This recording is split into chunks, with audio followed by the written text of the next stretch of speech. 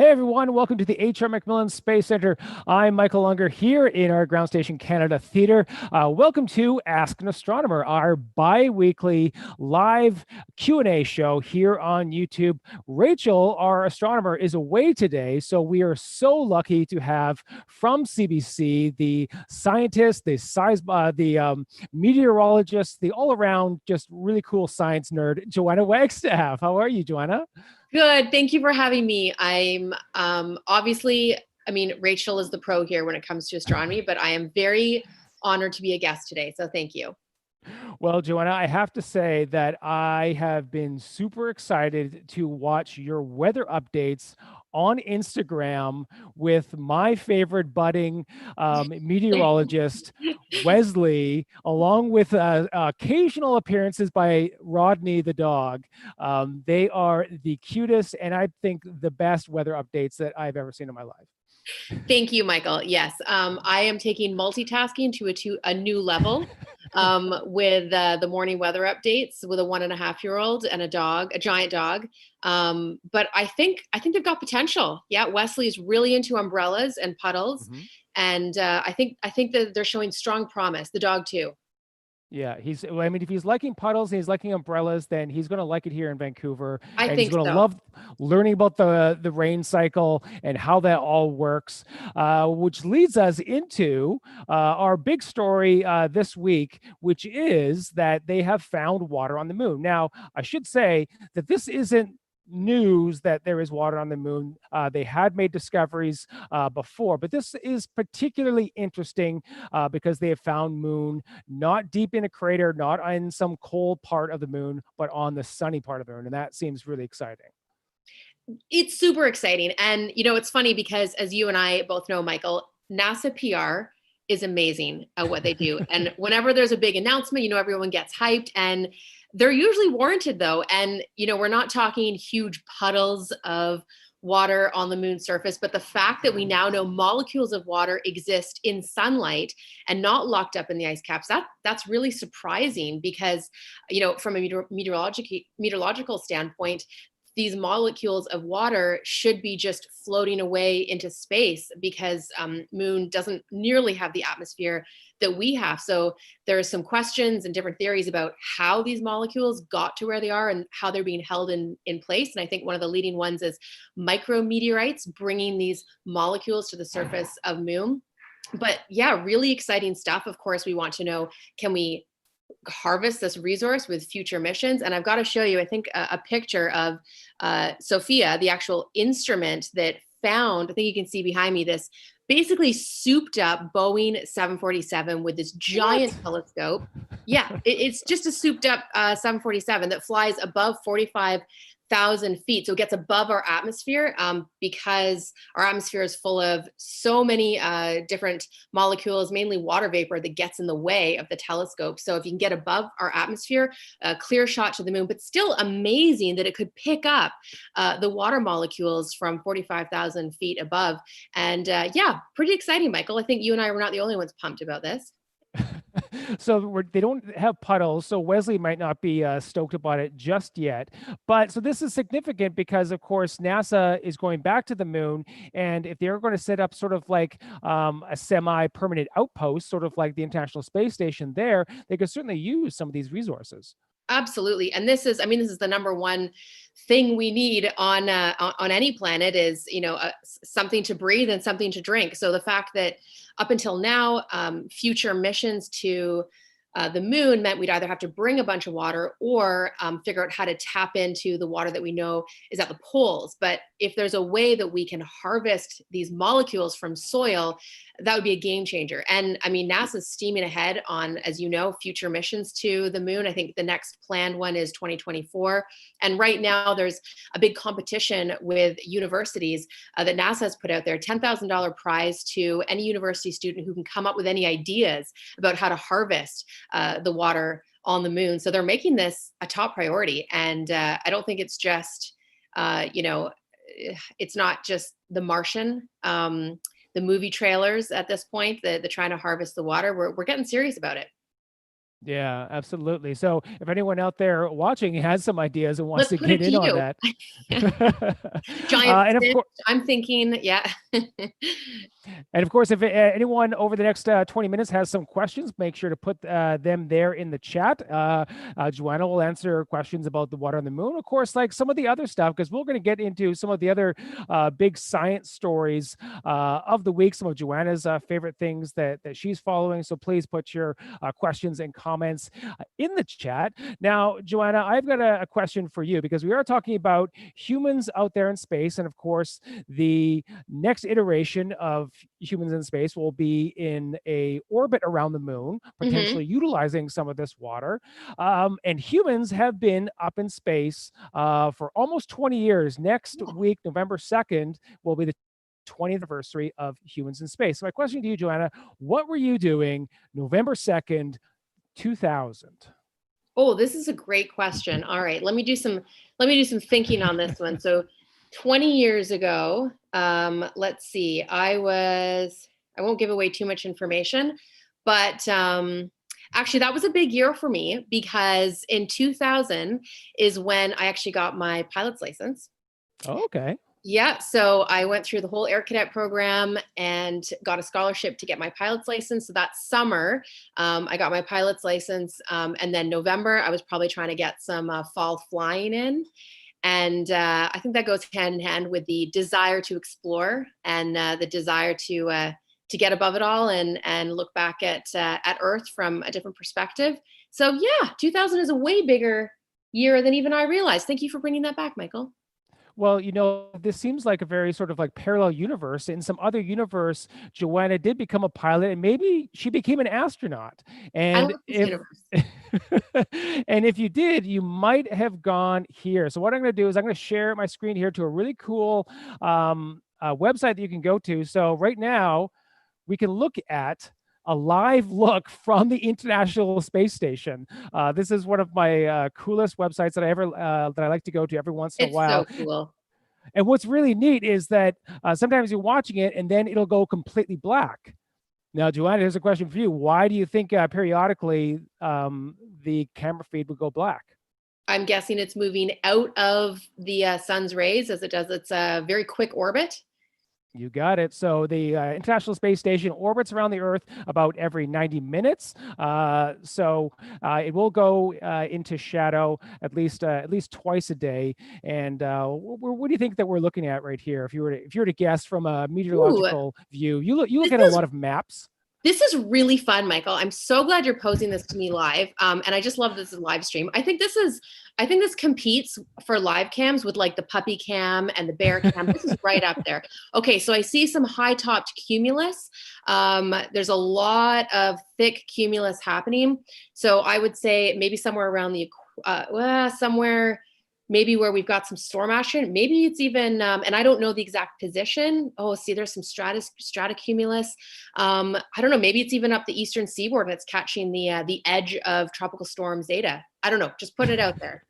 This is a fun game. We should make this like a regular game show. Is So test do. Joanna by going to the live feed of the International Space Station. So that does transition into some of these stories.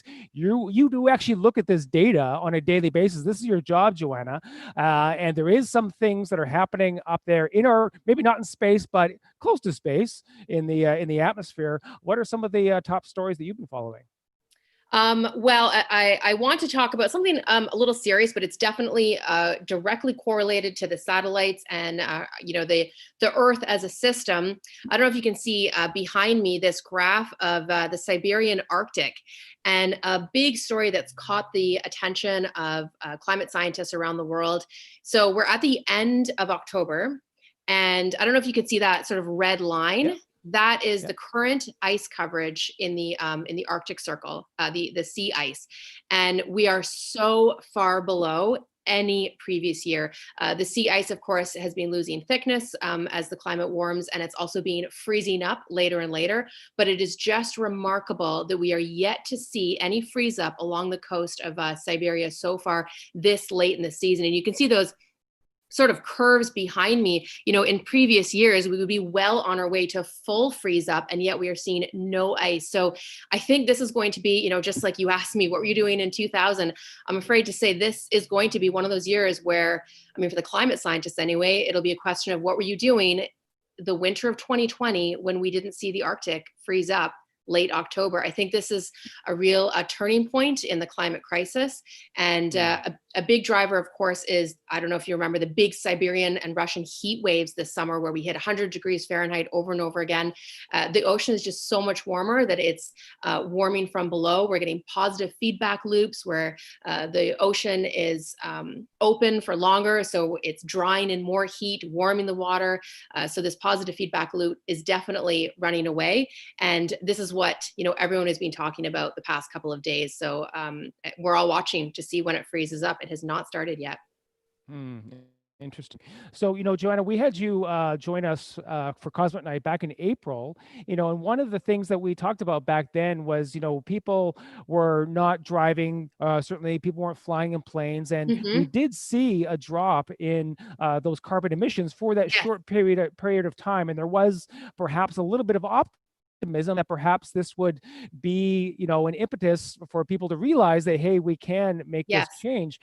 But obviously, things have gone back a little bit. What are some of the trends that have happened since we last talked to you in April? I'm so glad you asked me about this, Michael, because there's actually just been a new study out a couple of weeks ago, the first sort of most comprehensive global study looking at all of the data since the start of the pandemic. And yes, we saw a massive drop in CO2 emissions around the world.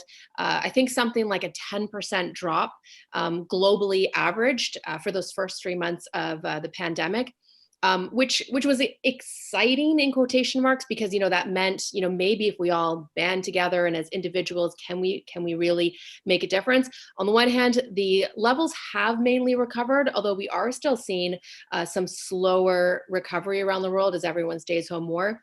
And I'm sorry to be a bit of a downer for the first few minutes of this, but what I was so surprised to find from this study is that even that 10% drop in CO2, even if we were to remain in lockdown and as individuals, this is the life we lead moving forward, it would have almost zero impact on the amount of carbon of CO2 in the atmosphere right now. And that was surprising to me. And I think that what that shows is, while individual action is important and what we do and how we consider our carbon footprint, that is important, it doesn't really have the impact that systematic change is going to have. And I think that's what this study and what this pandemic showed from a climate standpoint, is that for any big real change, we need big system changes, like overhauls.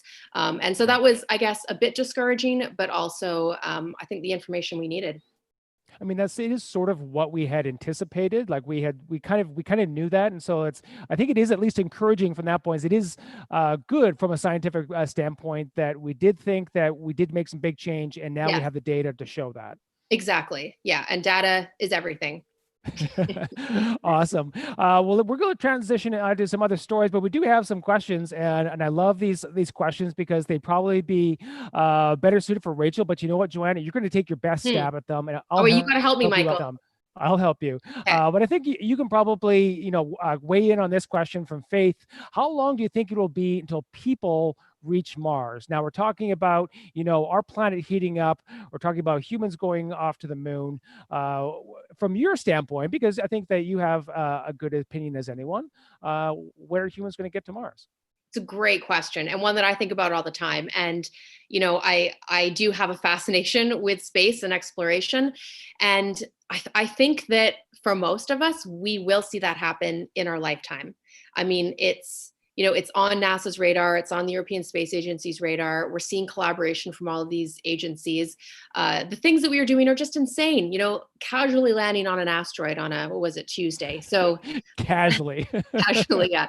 We are, our exploration and our science and our cooperation is just exponential. So I don't know about a certain date. I'm thinking, the amount of trial runs that'll have to happen, but I'm thinking, within the next 50 years. I think that's a decent guess, Michael. Yeah, no, I think it's a matter of if. I think we definitely are going to get humans to Mars. I think the main question for will it be a government agency? Is it going to be Hmm. NASA, European Space Agency, or is someone like Elon Musk going to, really push those boundaries? And that's intriguing because, Yeah. we already started to see private companies and government agencies start to work together more. And, I would love to see some of these private companies, maybe even jump in on something like climate change. Wouldn't that be so amazing if we saw something like that start to happen and really start to drive some innovation forward? It's such a good point. Yeah, this balance between the entrepreneur or the individual and agencies, and I think maybe there, we are seeing collaboration, like SpaceX and NASA, and I think you're right. I think it's going to take both of those sides to see that leap happen. And yeah, maybe it's one of you. What other what question we're going to go to here? Let's go to we got a lot of questions from Faith. How about we go to Grant here? Is NASA researching how to move away from fossil fuels for research missions? That's a By the way, really interesting question. Do you know the answer offhand, Michael? I don't know. Yeah, so I think that's fascinating. I know, as Michael mentioned, people like Elon Musk are looking into this for SpaceX. I mean, he's reusing his rockets now, which is, I mean, a big part of that drive obviously was money, and it always comes down to the bottom line. But a big part of his push to reuse his rockets was to be more sustainable. As far as NASA, I think because there's a different government agency. There's NOAA, who looks after the oceans and atmosphere. And there is a collaboration between NOAA and NASA because, of course, NOAA is using NASA satellites. So there is definitely collaboration between these agencies. The more satellites that take in information about what's happening to our planet and these global models, I mean, that's what's feeding the satellites are what's feeding our knowledge about climate change. So there's collaboration in that front. I don't know as far as specific missions, but certainly there's a lot of research coming out of NOAA in the US connected to finding alternatives to fossil fuel. Yeah, no, I mean, I guess I do know a little bit about, those Earth observing satellites because that is a big mission. When you do talk about, even Canada is involved as well. Like we Yeah, have one called RadarSat, that's and these right. missions do help, scientists like you. They give us the data, and perhaps they're not the ones coming up with the alternatives, but they are the ones that are giving us the data to help us show how our planet is changing. Exactly. Yes. These satellites are everything for me, by the way. We didn't have satellites as meteorologists 50 years ago, and do not know how early meteorologists did their job without satellites. So yeah, data is everything. Well, let's talk about early meteorologists because we got a question here from Team Stevens, which I assume is maybe a family of maybe home learners, maybe. They want to know how long have we known about climate change? Oh, that's a great question. We've known about it for a long time. I can't remember the first the exact dates that we first started to see publications, but as early as the 40s, 50s, and 60s, there are some solid research papers indicating that our climate has been changing as a result of the Industrial Revolution and humans impact. The 70s though is when scientists really started to go to the government, and some of the scientists still preaching today were those early scientists in the 70s and 80s that saw the big trends and saw the big changes in CO2 and the direct correlation to rise in temperatures. So we've known about it for quite some time. And, it's a balance between the scientists and government and agencies. And I think it's really taken until now for there to be buy-in from the other side. So I think science has known about it for decades and decades. Yeah, and what's really interesting, Joanna, like that 1970s, and you think about what was happening around that time, you know, we were seeing pictures of our planet from Yes. space for the first time. Can you imagine, being a kid, and having a textbook and having, maybe a drawing of the Earth, because we didn't really have, an actual Right. picture of it. And now we actually see a color photograph, like just how amazing it is to have that perspective and to see our beautiful planet, the blues and the whites, that I can really see the correlation of how the environmental movement and going to space and looking at our planet from a new perspective really came together. Yep, you said that well. Sort of seeing the fragility of it from a different vantage point, I think, sort of sparked the current climate scientists and sparked that whole field that atmospheric scientists then became climate scientists, and now it's a huge scientific field.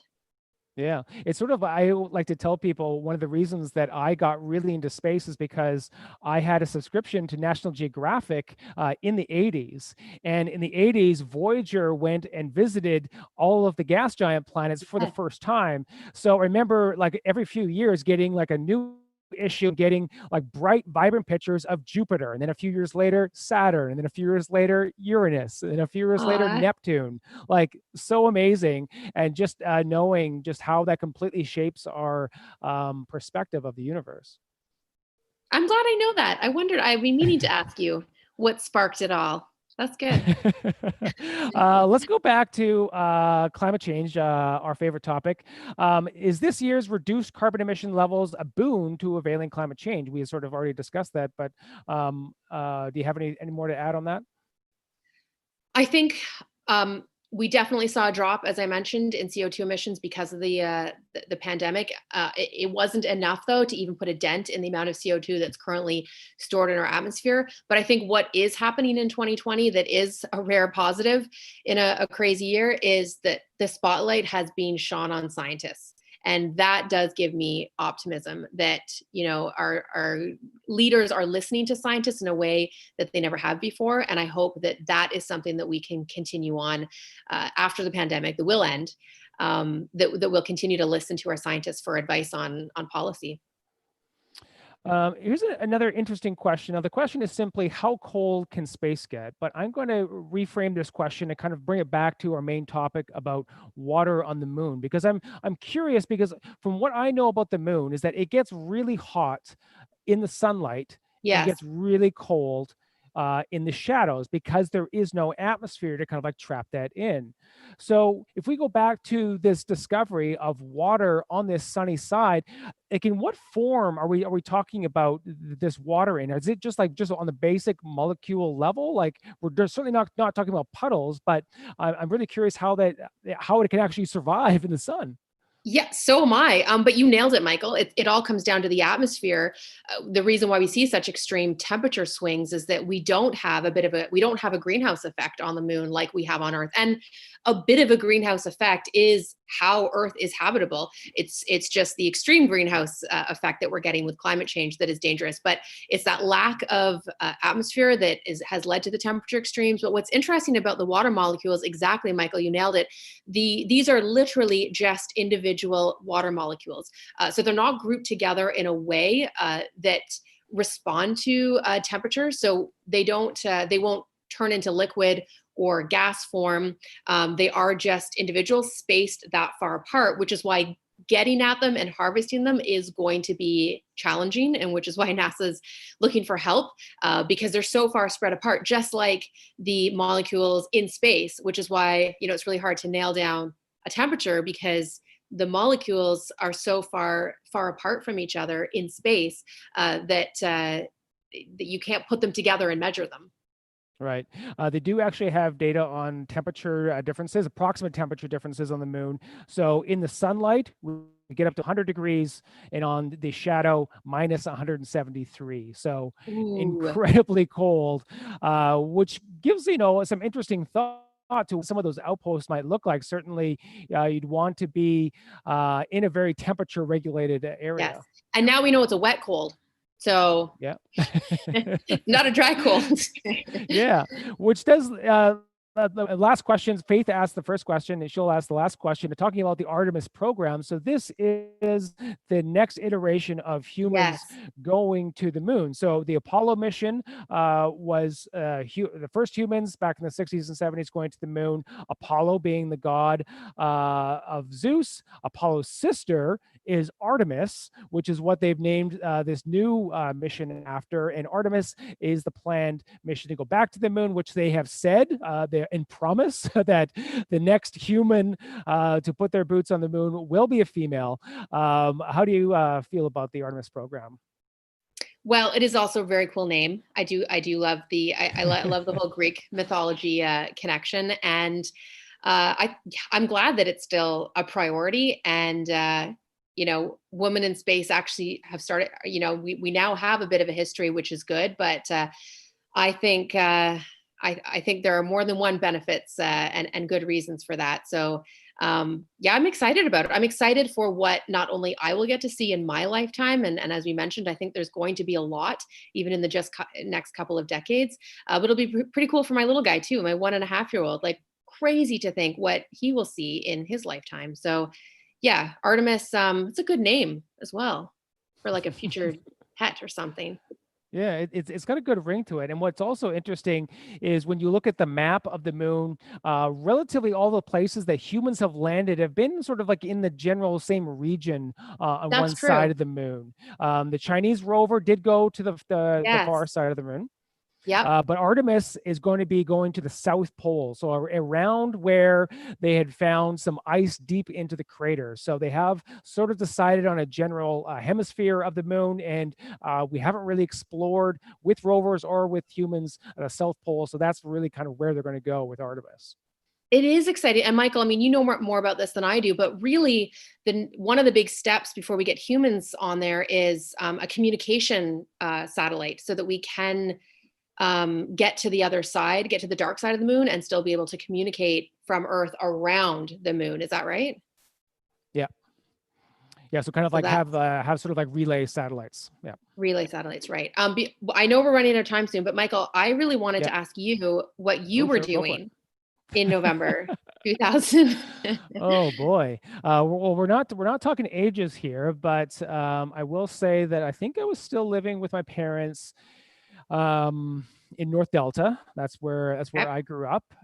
And it was just before I moved to Vancouver. I was like on the precipice of finally Ah, having some independence. My life was very different back then. I was kind of like a nerdy metal kid. I watched a ton of movies, um, so but nothing's I always changed.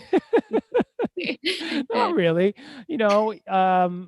And yeah, but I love thinking about anniversaries, and thinking about the span of time. And even when I'm talking about our last conversation here at the Space Center back in April, and just how much has changed since then.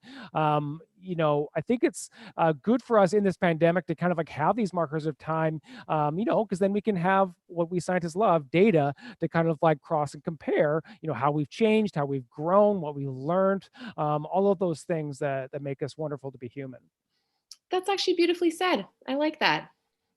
Well, you know what, Joanna, before we take off here, I was going to go back to the live feed, but I was going to show you what it's showing me right now, because I think it's actually gone into the onto the dark side of the Gone to Earth. the dark side.